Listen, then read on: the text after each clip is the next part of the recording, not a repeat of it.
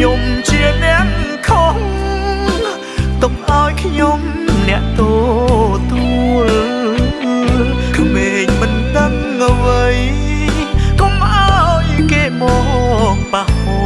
ល់ដាក់ទោសមកលើខ្ញុំផ្ទាល់ខ្ញុំចង់ស្គាល់ការឈឺចាប់ខ្លះស្ដាយបានត្រឹមតែពាក្យស្ដាយប៉ុណ្ណោះអ្វីជ្រុលជ្រួលើសលួសមិនអាចសាបសាំងវិញបដិញសារី